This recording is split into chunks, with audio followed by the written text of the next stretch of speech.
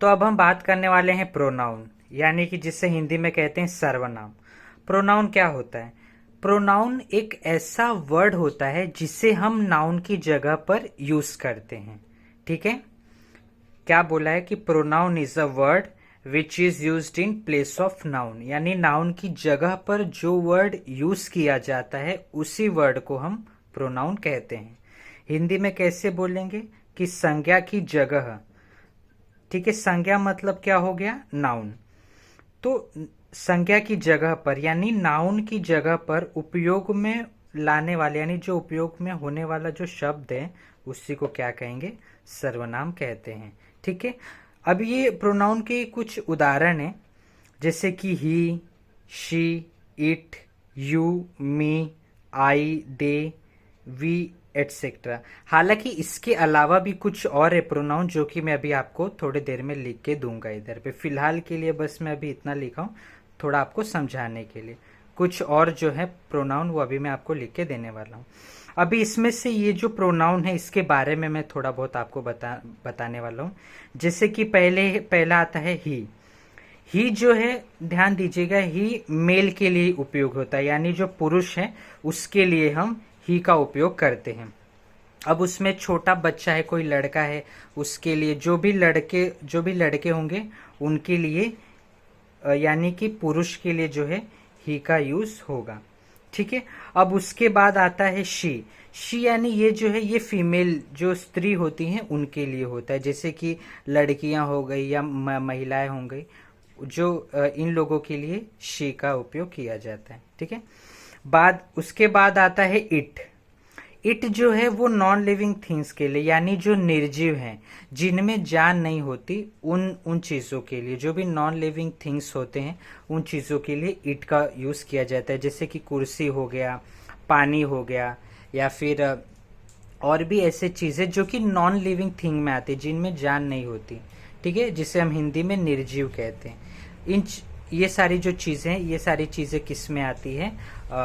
Non living thing के अंदर आती है। वहां पर जहां पर भी नॉन लिविंग थिंग आपको दिखेगा वहां पे आपको इट का यूज करना है। अब इसके अलावा you, me, I, they, we, ये सारे जो है ना, ये जो होते हैं ये दोनों के लिए यूज कर सकते हैं। जैसे कि जहां पर ही और जैसे कि पुरुष के लिए भी और स्त्री के लिए भी। ठीक है, वहां पर क्या हो सकता है? दोनों के लिए यू का जो है यूज हो सकता है। अभी मी है, मी यानी मुझे, अब यहाँ पे फीमेल के लिए भी हो सकता है और मेल के लिए भी हो सकता है। अभी यहाँ पे आई है, आई भी क्या होगा? मेल फीमेल दोनों यूज कर सकते हैं अपने लिए। दे हो गया, वी हो गया, ये सारी जो चीजें है ना ये दोनों के लिए यूज हो सकती है। इसके लिए मैंने इसको स्पेसिफिकली नहीं लिखा है। ठीक है, ये आपको ध्यान रखना है। अब प्रोनाउन को और अच्छे से समझने के लिए, यानी जो मैंने आपको ही, शी, इट, इन सब के बारे में बताया, इससे और अच्छे से समझने के लिए मैं आपको कुछ सेंटेंसेस का एग्जांपल देता हूँ, कुछ सेंटेंस लिखता हूँ, कुछ वाक्य लिखता हूँ, और उसके हिसाब से हम लोग देखते हैं कि इसका कैसे यूज होगा। तो यहाँ पर देखते हैं हम, जैसे मैंने यहाँ पे कुछ सेंटेंस लिखा है, और ये जो जितने भी सेंटेंस है इसके थ्रू मैं आपको बताऊंगा कि प्रोनाउन क्या होता है। तो जैसे कि पहला सेंटेंस है, राम इज अ बॉय। यहाँ पर राम क्या है? एक मेल है जो कि पुरुष के अंतर्गत आता है। ठीक है, और मैंने आपको बताया था अगर पुरुष या मेल होगा तो वहां पर किसका यूज होता है प्रोनाउन के लिए? ही का। तो यहाँ पे हम कैसे लिख सकते कि ही इज अ बॉय। क्या है? He is a boy. जैसे कि यहाँ पे मैंने आपको इसका जो परिभाषा था, यानी कि जो डेफिनेशन था वो बताया था कि प्रोनाउन क्या होता है। प्रोनाउन जो होता है वो नाउन की जगह पर यूज किया जाता है। ठीक है, तो यहाँ पर जैसे जो ही है वो नाउन की यानी राम की जगह पर यूज होगा, तो ही इज अ बॉय ऐसा हो जाएगा। वैसे ही यहाँ पे ममता इज अ गर्ल। तो ममता क्या है? एक फीमेल है, जो स्त्री है। ठीक है, लेडीज है। तो यहाँ पर मैंने आपको बताया था फीमेल के लिए क्या यूज करते हैं? शी का यूज किया जाता है। तो यहाँ पे कैसा आएगा? She is a girl. क्या हो जाएगा? She is a girl. ठीक है, तो आपको ये ध्यान देना है, जहाँ पे मेल होगा वहाँ पे ही का यूज करेंगे, और जहाँ पे फीमेल होगी वहाँ पे शी का यूज करते हैं। ठीक है। वैसे ही मैंने आपको बताया था जहाँ पे नॉन लिविंग थिंग होगा, जो निर्जीव चीज़ें होंगी, वहाँ पर क्या हम यूज़ करेंगे, इट का। तो यहाँ पर मुंबई क्या है, मुंबई एक एक जो है सिटी है, शहर का नाम है।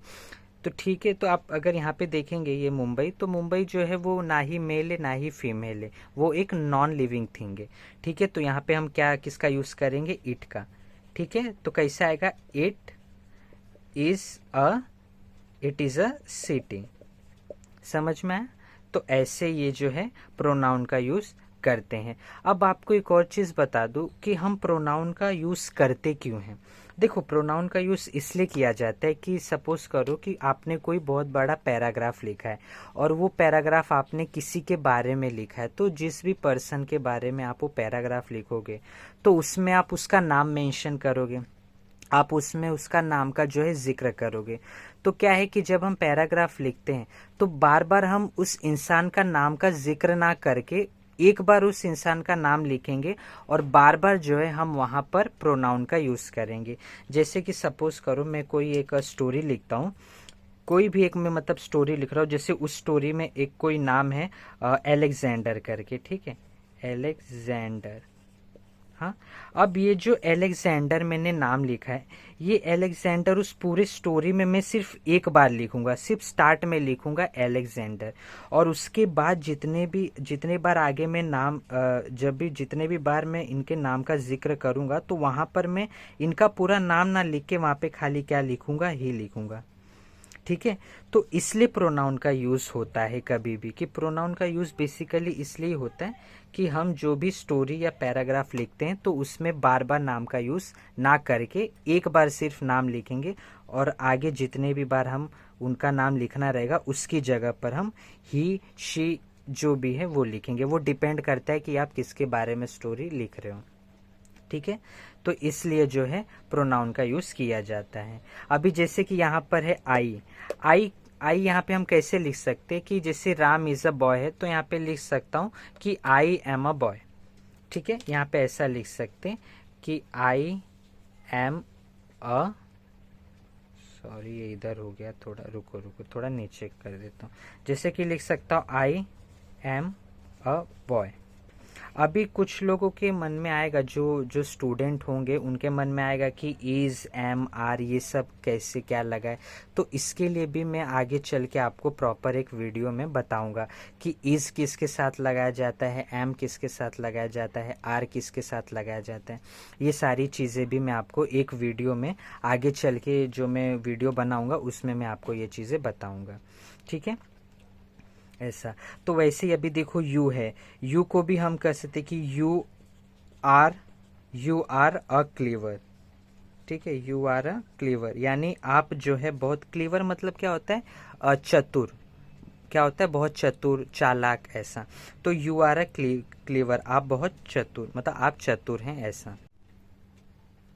अभी जैसे अगला एग्जांपल मैं आपको दे और वी के लिए बताता हूँ। जैसे कि यहाँ पे एग्जांपल लेता हूँ,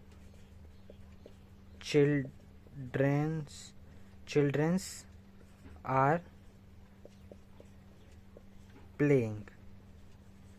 ठीक है, चिल्ड्रेंस आर प्लेइंग यानी जो बच्चे हैं वो खेल रहे हैं। तो यहाँ पे जो चिल्ड्रेंस हैं, ये चिल्ड्रेंस भी क्या हो गए, एक नाउन हो गए। ठीक है, अब इसके जगह पे मैं दे लिख सकता हूँ। ठीक है, ये जो दे है क्या है, प्रोनाउन है, तो मैं नाउन की जगह पे जो है प्रोनाउन का यूज कर सकता हूँ। तो अभी कैसे करूँगा कि लिखूंगा दे आर प्लेइंग। ठीक है, दे आर प्लेइंग, ऐसा कर सकता हूँ कि मैं नाउन की जगह पर जो है प्रोनाउन का अगर यूज करूँ तो ऐसा बनेगा कि दे आर प्लेइंग। वैसे मैं यहाँ पे ऐसा भी कर सकता हूँ कि वी आर प्लेइंग, हम खेल रहे हैं, we are playing, we are playing. They are playing यानी वे खेल रहे हैं, वी आर प्लेइंग मतलब हम खेल रहे हैं, ऐसा। आगे कुछ वीडियो में मैं आपको इन सब का भी मतलब बताऊंगा, आई का मतलब, यू का मतलब, यानी हिंदी में इसे क्या कहते हैं, मी को हिंदी में क्या कहते हैं, दे, वी, ये सारे चीज़, इज, एम, आर। ये सारी जो चीज़ें इसे हिंदी में क्या कहते हैं और इसका कैसा यूज़ है, वो सब मैं आपको आगे चल के धीरे धीरे जो भी वीडियो बनाऊंगा उन सारे वीडियो में मैं ये चीज़ों का आपको जिक्र करते रहूँगा और बताते रहूँगा। आई के लिए बता दिया, आई के लिए हो गया, यू के लिए, दे के लिए, वी के लिए, ये सारे चीज़ों के लिए मैंने आपको बता दिया एक एक जो है एग्जाम्पल, एक एक सेंटेंस का। अभी मी के लिए देखते, जैसे मी के लिए एक हो सकता है कि जैसे he was waiting for me. ठीक है, यहाँ पे ही और मी क्या हो गया, प्रोनाउन हो गया। He was waiting for me, यानी वह मेरे लिए जो है वेट कर रहा था। तो यहाँ पे ही जो है वो क्या हो गया, प्रोनाउन हो गया, और जो मी है वो भी क्या हो गया, प्रोनाउन हो गया। धीरे धीरे जैसे जैसे हम ये सारी चीज़ें आगे आगे सीखते रहेंगे, वैसे वैसे आपका जो भी थोड़ा बहुत डाउट है वो और क्लियर होता रहेगा।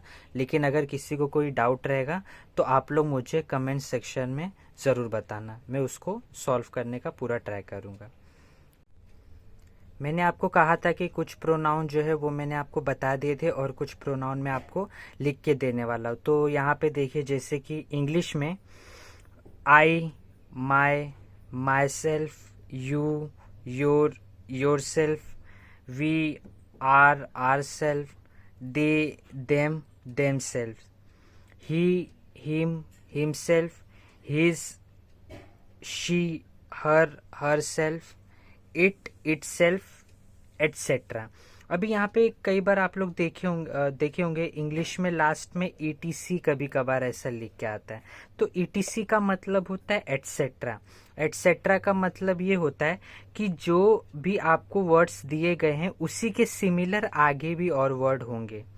ठीक है, बट उनको ना लिख के सिर्फ जो मेन जितना ज़रूरत है उतना लिख के आगे ईटीसी लिख दिया जाता है, जिसका मतलब होता है एटसेट्रा।